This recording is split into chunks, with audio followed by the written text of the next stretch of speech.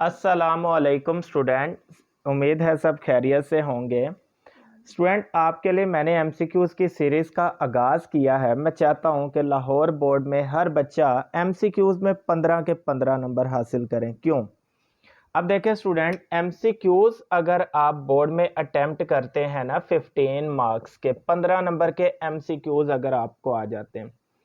मैंने chapter number 12 के आपके लिए थ्योरम सारे यहाँ पे अपलोड कर दिए हुए हैं। थ्योरम आता है स्टूडेंट 8 मार्क्स का, 6 हैं, बस 12-12 मिनट की वीडियोस है मेरी, सारी देख लें। 6 थ्योरम आते हैं जिनमें से एक आना ही आना है 8 नंबर का। और स्टूडेंट हर पेपर में 5 डेफिनेशंस तो आपको मस्ट आती है ना, वो भी मैं तकरीबन आपको 20 से 25 डेफिनेशन बताऊंगा, उनमें से 7-8 आ जाएंगी। लेकिन हम 7-8 नहीं, हम सिर्फ इसको 5 को ही रख लेते हैं। हम ज़्यादा इसको ओवर नहीं होते कि इतनी आएंगी इतनी।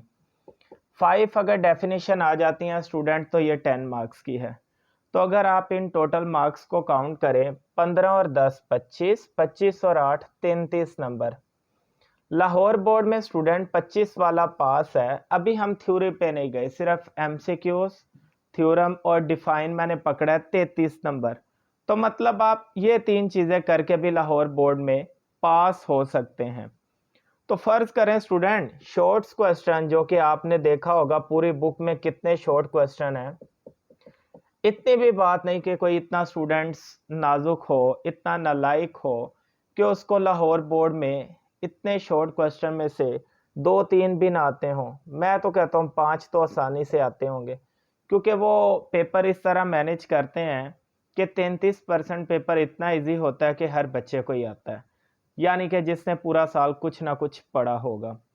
तो 5 शॉट तो सबको आते ही होंगे। हम 5 नहीं लगाते स्टूडेंट, हम 3 ही लगा लेते हैं। चलो 3 तो सब बच्चों को आते होंगे। ये मैं बड़ा लो दर्जे पे जाके आपको कह रहा हूँ, आपकी तौहीन है। मुझे पता है आपको 10 भी आते होंगे, 12 भी आते होंगे। एक कम से कम घटिया तरीन मैं यहाँ पे रेशो लगा रहा हूँ, 3 भी आते हों 6 नंबर के। 33 में 6 जमा किए 39।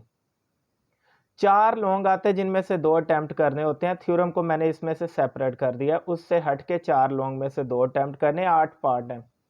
और एक पार्ट तो तकरीबन 8 पार्ट में से हर स्टूडेंट को आता होगा। हम एक 4 नंबर का एक ही पार्ट ले लेते हैं, आपको इतना ही आता है।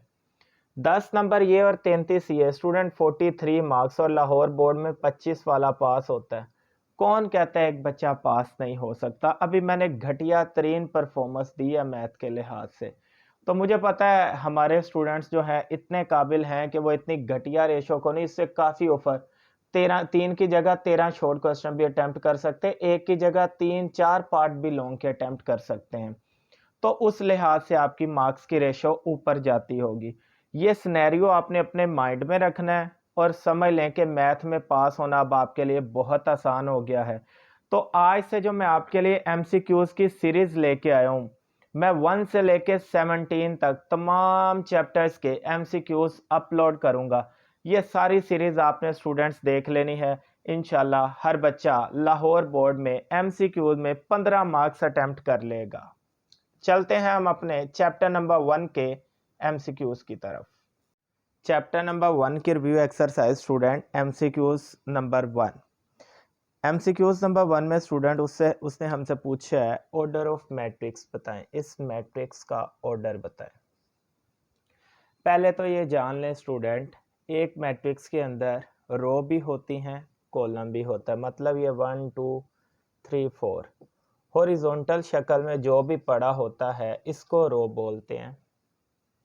वर्टिकल शक्ल में जो भी पड़ा होता है इसको कॉलम बोलते हैं। एक मैट्रिक्स में रो भी होता है, कॉलम भी होता है। ऑर्डर का फॉर्मूला होता है m/n। m यहाँ पे स्टूडेंट रो को शो करती है, हमेशा पहले रो की ही वैल्यू लिखनी है। n कॉलम को शो करता है और सेकंड पे हमेशा आपने कॉलम की ही वैल्यू लिखनी है। इसका मतलब m/n से मुराद है आपने रो और कॉलम की तादाद एक मैट्रिक्स के अंदर बतानी है। तो चलते हैं इस मैट्रिक्स की तरफ। स्टूडेंट फॉर्मूला अपने पास होता है m/n। m यहाँ पे शो करता है रो को, तो हमेशा जो मर्जी हो पहले रो की तादाद लिखनी। हॉरिजॉन्टल में एक ही पड़ा है, रो 1 है। कॉलम हमेशा वर्टिकल में ही पड़ा होगा और कॉलम की वैल्यू बाद में लिखनी है, वरना आपका एमसीक्यूज गलत हो जाएगा। कॉलम 2 है, तो इस तरह इसका ऑर्डर आ गया 1/2। तो एमसीक्यूज नंबर 1 का जो ऑप्शन ठीक है स्टूडेंट, वो बी ऑप्शन ठीक है, जहां पे लिखा है 1/2। चलते हैं हम अपने सेकंड एमसीक्यूज की तरफ। एमसीक्यूज नंबर 2 में स्टूडेंट उसने हमसे पूछा कि ये √2 इस मैट्रिक्स का नाम क्या है। यहाँ पे स्टूडेंट मैंने 3 डिफरेंसेस आपके सामने लिख दिए। ये जो मैंने यहाँ पे सर्कल किया, इन वैल्यूज का नाम होता है डायगोनल, और जिनको मैंने सर्कल नहीं किया, ये 0 जो हैं, इनको कहते हैं नॉन डायगोनल। अगर तो स्टूडेंट अपने पास डायगोनल डिफरेंट पड़े हैं, उसका नाम होता है डायगोनल मैट्रिक्स। अगर डायगोनल की वैल्यू सेम है, उसका नाम होता है स्केलर मैट्रिक्स। और अगर डायगोनल के एलिमेंट 1 1 पड़े हैं, 1 1 आइडेंटिटी के लिए फिक्स हैं, इसके अलावा आपके पास कोई भी एलिमेंट सेम होगा, उसका नाम स्केलर होगा। चाहे वो अल्फाबेटिकली सेम हो, अंडर रूट की वैल्यू में सेम हो, सिंपल सेम हो। सेम जो डायगोनल होते हैं वो स्केलर कहलाते हैं, डिफरेंट डायगोनल डायगोनल कहलाते हैं, और अगर 1 1 पड़े हैं तो आइडेंटिटी।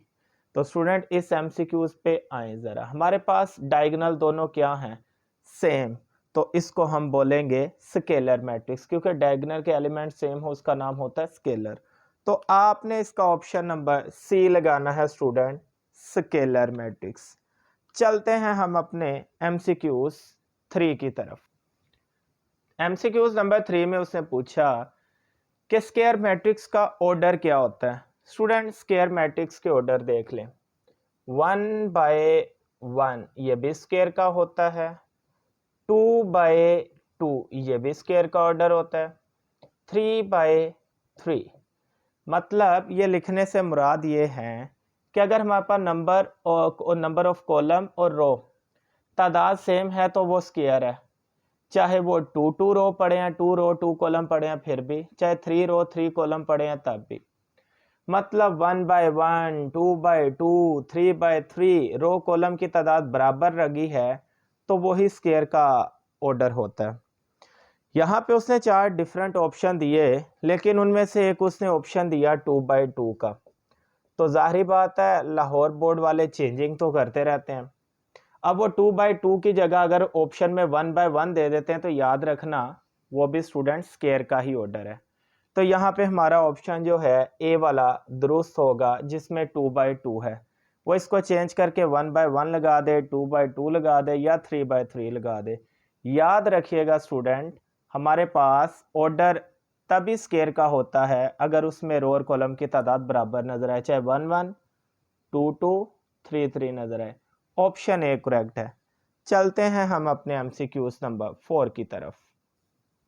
एमसीक्यूज नंबर 4 में स्टूडेंट हमें कहता है order of transpose of matrix. इस मैट्रिक्स के ट्रांसपोज का ऑर्डर दे। बच्चे गलती क्या करते हैं, जल्दबाजी में ऑर्डर का वर्ड देकर इसका ऑर्डर लिखेंगे। आपको पता है ऑर्डर का फॉर्मूला क्या होता है स्टूडेंट? m/n, यानी कि हमेशा रो की तादाद ही आपने पहले लिखनी है। यहाँ पे हॉरिजॉन्टली देखें, 1 2 3 रो हमारे पास स्टूडेंट 3 पड़ी है। कॉलम की तादाद देखें तो 1 2 2 पड़े हैं। सिंपल ऑर्डर है तो 3/2, लेकिन इसका ट्रांसपोज लेके देखेंगे तो ऑर्डर में चेंजिंग आएगी। अब देखें स्टूडेंट, ये एक कॉलम पड़ा है, मैं इसको रो बना देता हूँ, क्योंकि ट्रांसपोज यही कहता है ना, कॉलम को रो में बदल दो या रो को कॉलम में बदल दो। ये भी देखें स्टूडेंट, एक कॉलम पड़ा है 1 1 2, मैं इसको रो में कन्वर्ट कर देता हूँ। उसने कहा था ऑर्डर ऑफ ट्रांसपोज, इस मैट्रिक्स के ट्रांसपोज का ऑर्डर लो। मैं ट्रांसपोज ले चुका हूँ। ट्रांसपोज लेने के बाद मैं अब आपको इसका ऑर्डर लेके दिखाता हूँ। m/n फॉर्मूला होता है। अब देखिए इसमें 1 2 रो हैं स्टूडेंट, जबकि इसके अंदर कॉलम देखे 1 2 3 कॉलम है। अब इसका ऑर्डर क्या हो गया? चेंज 2/3, जो कि पहले सिंपल ऑर्डर क्या था? 3/2। तो बच्चे यही जल्दबाजी में गलती करते, 3/2 लगाते हैं, जबकि ट्रांसपोज लेके देखा हमने तो 2/3 इसका ऑप्शन है। इसका मतलब थर्ड वाले का बी वाला ऑप्शन दुरुस्त है, जिसमें आ रहा है 2/3। चलते हैं एमसीक्यूज नंबर 5 की तरफ। एमसीक्यूज नंबर 5 कहता है एडजॉइंट निकालें इस मैट्रिक्स का। स्टूडेंट, हमने एडजॉइंट के बारे में पढ़ा है कि जो डायगोनल होता है ना, इसकी वैल्यूज को इंटरचेंज कर दो, जगह बदल दो इनकी वैल्यूज की। डायगोनल आपको पता है ये एलिमेंट डायगोनल के होते हैं, तो -1 को ऊपर ले आता हूँ जबकि वो वाला 1 नीचे, इंटरचेंज कर देते हैं इनकी वैल्यूज को, डायगोनल को। जबकि नॉन डायगोनल का साइन चेंज करना होता है। नॉन डायगोनल ये बचे प्लस का 2 इसको माइनस का 2 कर देंगे, और 0 का तो आपको पता है कोई सिंबल ही नहीं होता। तो स्टूडेंट ये हमारे पास आंसर आ चुका है एडजॉइंट का। तो ऑप्शन नंबर ए जो है ये हमारे पास करेक्ट होगा एमसीक्यूज नंबर 5 का। चलते हैं एमसीक्यूज नंबर 6 की तरफ। एमसीक्यूज नंबर 6, एमसीक्यूज नंबर 6 में कहता है प्रोडक्ट निकालें किनका, इन दोनों मैट्रिक्स का। तो स्टूडेंट इसका प्रोडक्ट निकाल के देख लेते हैं। मैट्रिक्स को मल्टीप्लाई करना तो आपको आता ही है, फर्स्ट रो फर्स्ट कॉलम।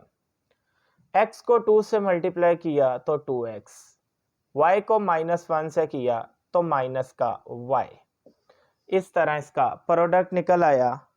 तो एमसीक्यूज नंबर 6 का जो ऑप्शन होगा वो सी वाला करेक्ट होगा।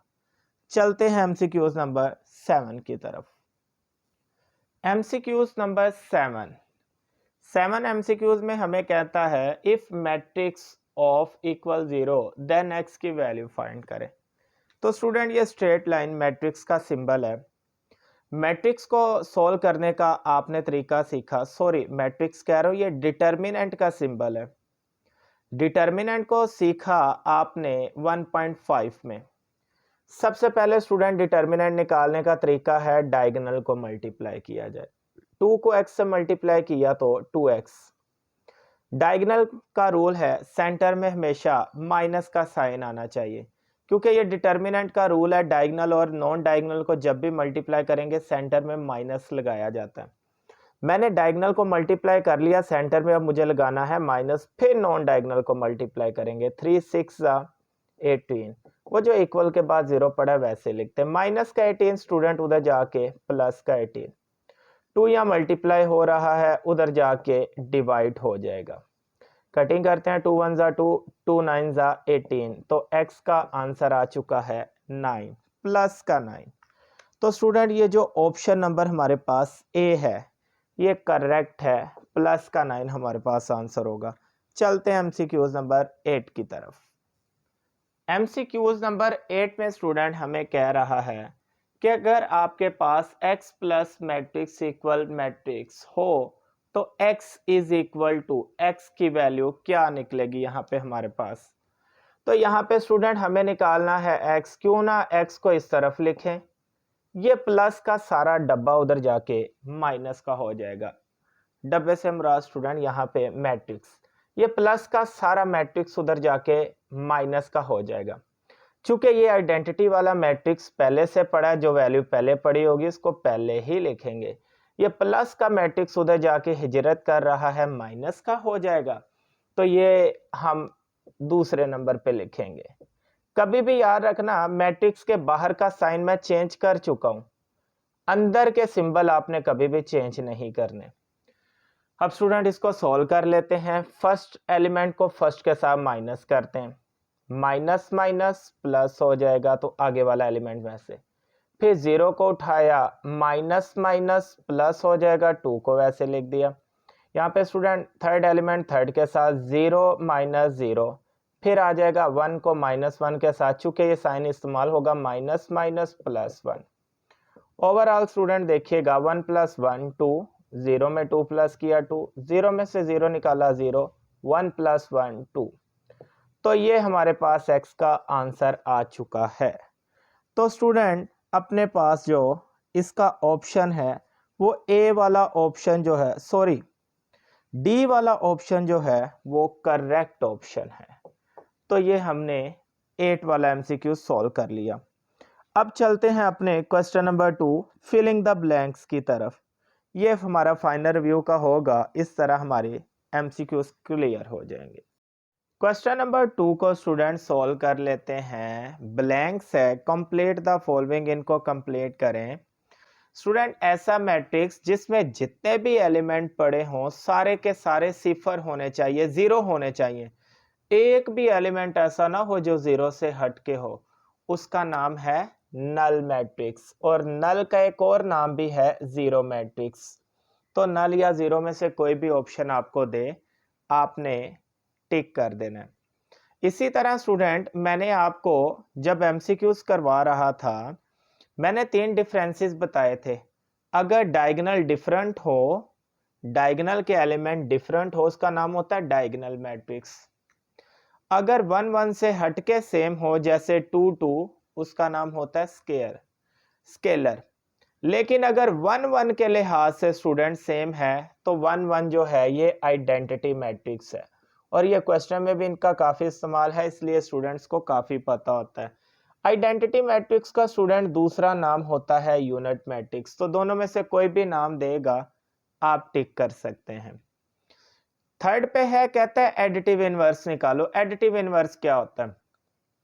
एक मैट्रिक्स का एडिटिव इनवर्स ऐसा मैट्रिक्स होता है, अगर आप उन दोनों को सॉल्व करें तो आंसर हमेशा जीरो यानी कि नल मैट्रिक्स आना चाहिए।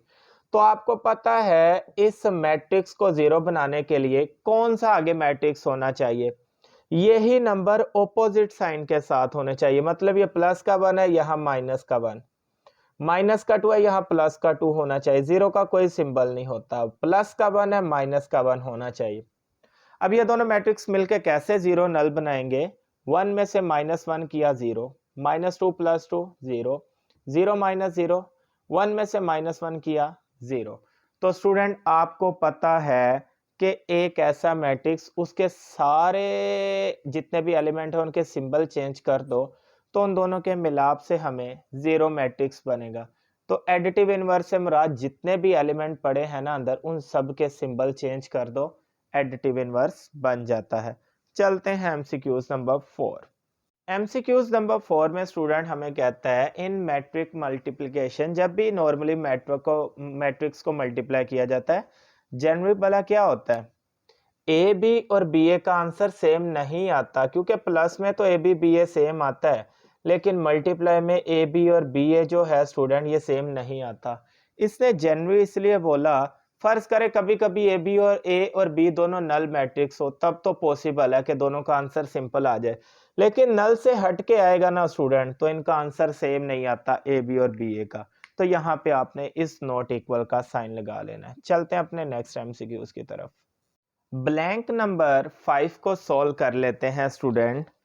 कहता है matrix A plus B can be found. A और बी को हम कब प्लस कर सकते हैं? If order of A and B is dash, अगर ए और बी का ऑर्डर क्या हो? सेम हो। तो स्टूडेंट दो मैट्रिक्स तभी प्लस हो सकते हैं अगर उनका ऑर्डर क्या है? सेम। जैसे कि मैंने मैट्रिक्स ए लिखा 1 2 3 4, इधर बी लिखा 5 6 7 8। हमें पता है 1 में 5 प्लस हो सकता है, 2 में 6 प्लस हो सकता है, 3 में 7 हो सकता है, 4 में 8। चूंकि दोनों का ऑर्डर सेम है, इसलिए सारे नंबर एक दूसरे में ऐड हो सकते हैं। लेकिन मैंने भी एक ऐसा मैट्रिक्स पकड़ा जिसमें ऑर्डर सेम नहीं है। 1 को 1 में, 2 को 2 में, 3 को 4 में, 4 को 5 में प्लस करें। इस 3 6 का क्या करेंगे? इसका मतलब ऑर्डर सेम नहीं है, तो हम दो मैट्रिक्स को प्लस नहीं कर सकते। तो फिर ए और बी तब भी प्लस हो सकता है अगर ए और बी का ऑर्डर क्या है? इक्वल है। तो इसको स्टूडेंट माइंड में बिठा ले। चलते हैं ब्लैंक नंबर 6 की तरफ। कहता है matrix is called dash if number of row and column are equal. याद होगा मैंने आपको बताया था जिसका ऑर्डर सेम हो, 1 by 1, 2 by 2, 3 by 3, मतलब ऐसे मैट्रिक्स जिसमें रो और कॉलम की तादाद बराबर हो। जैसे यहाँ पे देखे, इसमें 2 रो हैं 2 कॉलम हैं, इसमें स्टूडेंट 3 रो हैं 3 कॉलम हैं। तो जिसमें रो और कॉलम की तादाद बराबर हो, उसका नाम होता है स्क्वायर मैट्रिक्स। ब्लैंक्स भी मुकम्मल, एमसीक्यूज भी मुकम्मल। चैप्टर नंबर 1 के स्टूडेंट मैंने रिव्यू आपको मुकम्मल करवा दी। तो जिसको ये समझ आ गया उसके समझे एमसीक्यूज 15 के 15 नंबर पक्के। तो ये पूरे पंजाब बोर्ड में एक ही बुक चलती है स्टूडेंट। एमसीक्यूज अगर आपने 15 के 15 ठीक करवाने हैं तो आपने ये एमसीक्यूज की सीरीज मेरी चैप्टर 1 से लेके 17 तक इसको देखना ना भूलिएगा। इसी तरह आसान और स्लो स्लो करके मैं आपको सारे एमसीक्यूज आपके दिमागों में बिठा दूंगा। अगर आपको ये वीडियो पसंद आई, इसको लाजमी आपने शेयर करना है दोस्तों के साथ, लाइक भी किया करें, कमेंट भी किया करें। लाहौर बोर्ड में भी आपके पूरे मार्क्स आएंगे और इंशाल्लाह पूरे पंजाब बोर्ड में भी।